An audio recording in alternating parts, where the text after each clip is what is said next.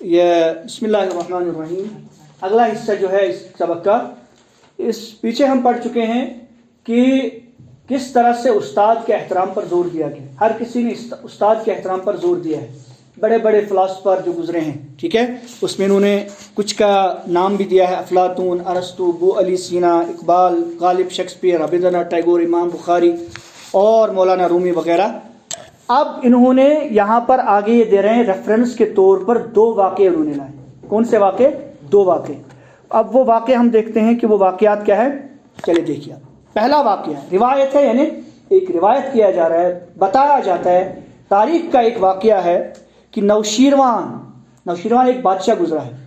نوشیروان ایک بادشاہ گزرا ہے نے ایک بار اپنے فرزند کو تعلیم و تربیت کے لیے ایک استاد کے پاس بھیجا. تو نوشیروان نے کیا کیا؟ اپنے ایک استاد، اپنے فرزند کو، اپنے بیٹے کو تعلیم و تربیت کے لیے، تعلیم حاصل کرنے کے لیے اور تربیت پانے کے لیے. تعلیم اور تربیت کیا، یہ 2 لفظ ہیں. تعلیم اور تربیت کیا مطلب؟ تعلیم اور تربیت کا تعلیم کا مطلب کیا اور تربیت کا مطلب کیا؟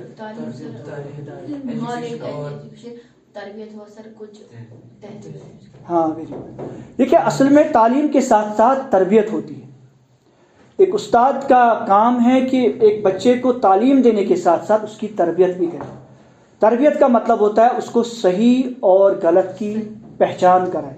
اگر اس کے اندر کبھی کوئی حرکت ہو رہی ہے، کوئی غلط کام ہو رہا ہے، یا تو اس کو بتائیں کہ آپ یہ اس طرح سے غلط کر رہے ہو، اس طرح سے ٹھیک ہے. کبھی اگر وہ اچھا کام کرے تو اس کو اپریشیٹ کرے، اس کو حوصلہ دے. ٹھیک ہے. اگر اس کو جو ہے کچھ جو ہے اس کو پریشانی ہو رہی تو اس کو حوصلہ بڑھائے، اس کی مدد کرنا. تو اس کو کہتے ہیں تربیت. تربیت کا مطلب ہوتا ہے اچھے اور برے کی تمیز کرانا. اگر بچے میں کوئی کام نہیں ہو پا رہا ہے، یا اس میں مورل ویلیوز نہیں آ پا رہے ہیں، تو ان کو بڑھانے کی کوشش کرنا. مورل ویلیوز، اخلاقیات کی تعلیم دینا. ساتھ ساتھ میں صرف تعلیم کا مقصد صرف نالج ہی نہیں ہے، صرف جو ہے انفارمیشن دینا ہی نہیں ہے، بلکہ تعلیم کے ساتھ ساتھ تربیت بھی کیا ہے؟ ضروری. بدقسمتی سے آج کے زمانے میں یہ تربیت چھوٹ گئی. آج صرف تعلیم دی جاتی ہے، تربیت نہیں دی. اسی سلسلے میں ایک بہت بڑے اس زمانے کے ایک عالم دین گزرے ہیں، ابھی حال ہی میں ان کا انتقال ہوا، جو مصر کے تھے، بعد میں قطر میں انہوں نے جلائے وطن کی زندگی اختیار کی. شیخ یوسف القرضاوی، نام سنا ہوگا آپ نے. یوسف القرضاوی ایک بہت بڑے عالم گزرے عربی. یوسف القرضاوی، انہوں نے ایک کتاب لکھی ہے التعلیم والتربیہ. کیا لکھی ہے؟ التعلیم والتربیہ. ان کی اکثر عربی کے رائٹر ہے وہ، لیکن ان کی اکثر کتابوں کے اردو میں ترجمے ہو چکے، انگریزی میں بھی ہو چکے، ہر زبان میں. تو التعلیم والتربیہ، اس میں انہوں نے بتایا ہے کہ تعلیم کے ساتھ اگر تربیت نہیں ہوگی تو یہ تعلیم فضول ہے، تعلیم نہیں ہے پھر وہ، کیونکہ تعلیم کے ساتھ تربیت ضروری ہے. یہی وجہ ہے کہ پرانے زمانے میں کیا کرتے تھے، جو تعلیم کا نظام تھا اس میں کیا کرتا تھا، بچے کو بھیجا جاتا تھا استاد کے پاس ہی وہ 5 سال 6 سال 10 سال رہتا تھا.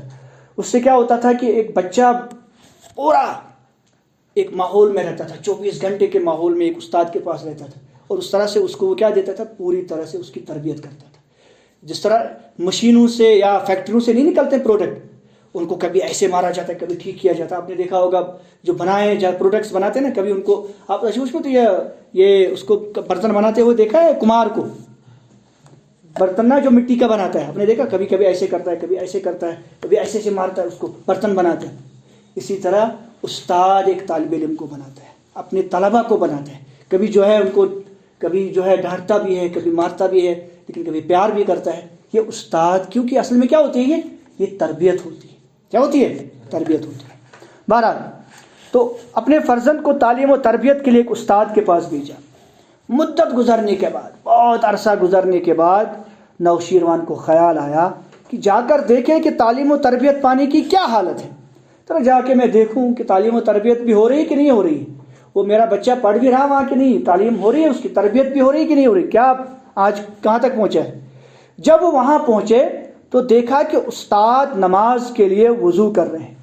تو اس نے پایا، ان کو کیا کرتے ہوئے پایا کہ استاد وضو کر رہے تھے اور ان کا بیٹا ہاتھ میں لوٹا اٹھا کر پانی ڈال رہا تھا. استاد محترم کو کیا کر رہا تھا، پانی ڈال رہا تھا. اور وہ زمانے تو نل نہیں تھے، لوٹے میں پانی لیتے تھے، پھر اس سے وضو کرتے تھے. تو وہ لوٹے سے پانی ڈال رہا تھا اور نیچے استاد محترم کیا کر رہے تھے، وضو فرما رہے تھے. تو یہ دیکھ کر ان کو کافی غصہ آیا، نوشیروان بادشاہ کو غصہ آیا، میرا بیٹا پانی ڈال رہا ہے، اور بیٹے کے منہ پہ چپت لگا دی اور تھپڑ مارا۔ استاد حیران ہوا، استاد پریشان ہو گیا، شاید اسے، یہاں پہ یہ اس سے لکھا ہے، یہ غلط ہے، اس کو اسے کر دیجئے، الف سین پڑھیے، اسے، اس کو ٹھیک کریے، اس سے نہیں، اسے، ایسے، اسے ایسے لکھیے، اسے، یعنی انہیں خیال ہوا، اسے لگا، کس کو لگا؟ استاد کو، کہ شہزادے سے پانی ڈلوا رہا ہے، ٹھیک ہے، شاید، ٹھیک ہے، حیران ہوا کہ شاید اس سے خیال ہوا ہے کہ شاید شہزادے سے پانی ڈلوا رہا ہے، کسے؟ نوشیروان کو خیال ہو رہا ہے کہ شہزادے سے پانی ڈلوا رہا ہے، تو اسی لیے اس کو تھپڑ مارا۔ نوشیروان نے افسوس کا اظہار کرتے ہوئے، مجھے بڑا افسوس ہو رہا ہے، ابھی تک اس کی تربیت نہیں ہوئی ہے۔ بیٹے کو تنبیہ کی، بیٹے کو تنبیہ کا مطلب ڈانٹنا، تنبیہ نہیں کہ تشبیہ پڑھتے ہیں نا، تشبیہ کو کیا پڑھتے ہیں؟ تشبیہ، پھر اس کو تنبیہ پڑھیں گے، یہ تنبیہ ہے، کیا ہے؟ تنبیہ، تنبیہ کا مطلب ڈانٹا، سرزنش کی، کوسا اس کو، کیا بتایا؟ انورٹرز کا مام ہے نا، قوسین، یہ کیا نام اس کا؟ واوین، واوین میں آیا ہے نا جملہ، یہ ہوتا ہے جو ریفرنس کے طور پہ مقولہ یہاں پہ لکھا ہے۔ استاد خود پاؤں دھو رہے ہیں اور تم پانی ڈال رہے ہو، تم کو شرم نہیں آتی ہے؟ کیا تم خود اس کے پاؤں نہیں دھو سکتے تھے؟ ابھی تک تمہاری اتنی تربیت نہیں ہوئی ہے۔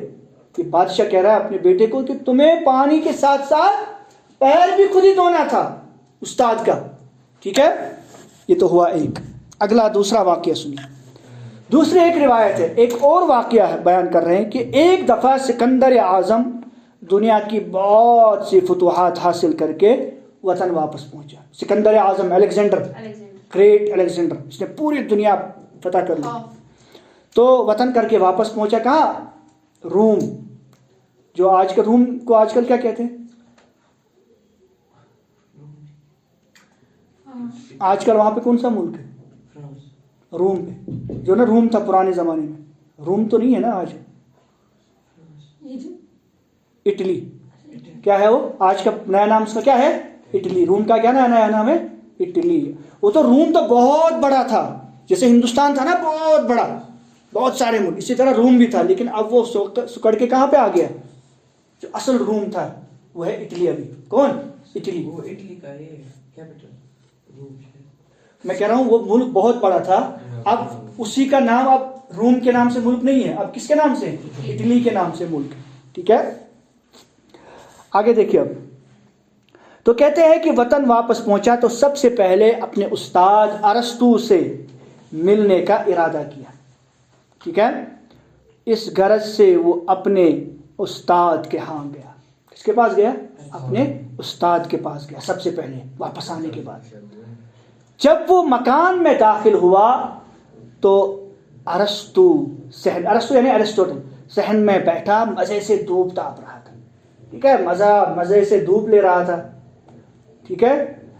تو دھوپ میں جو ہے نہا رہا تھا، دھوپ کی نہائی کر رہا تھا۔ دھوپ میں نہاتے ہیں نا، ایک ہوتا ہے پانی سے نہانا، دوسرا ہوتا ہے دھوپ کا نہانا۔